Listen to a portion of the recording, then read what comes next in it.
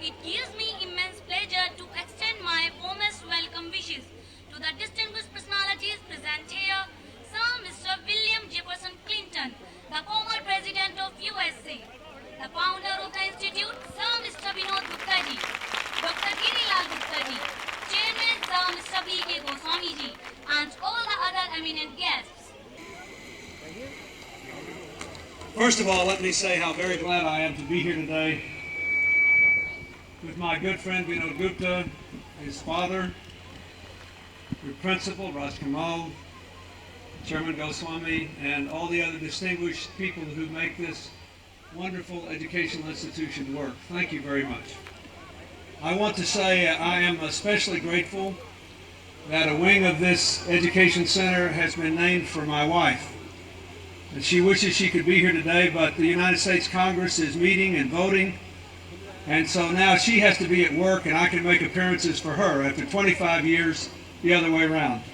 When I was president, my wife went all over the world, including making trips to India, with the simple message that human rights are women's rights, and that every young girl should have a good education and an opportunity to contribute to the welfare of her community and her country, and to live her dreams.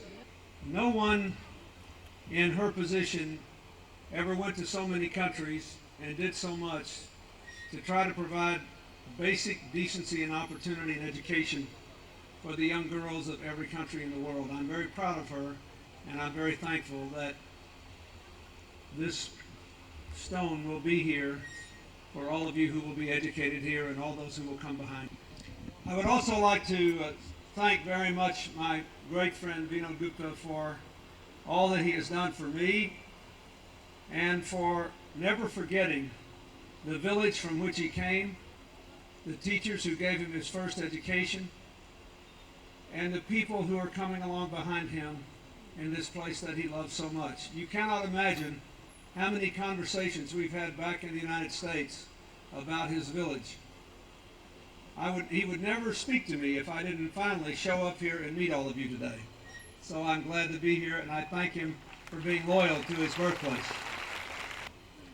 I would like to thank the young women who showed me around the various educational programs, and also those who performed the two marvelous dances. I think we should give them a little applause here. They were great.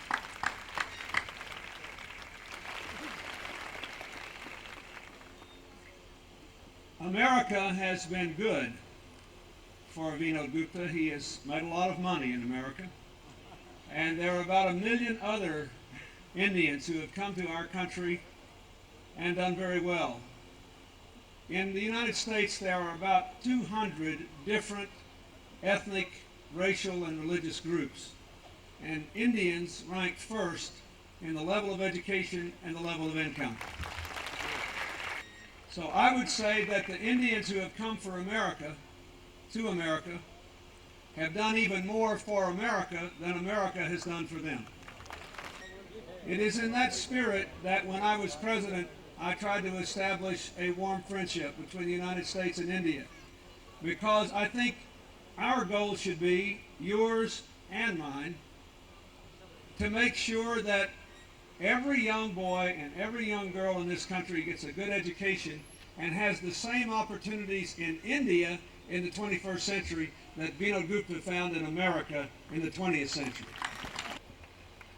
We are here in part with a group of distinguished Americans who come from India to how to provide long-term relief and reconstruction to the victims of the Gujarat earthquake.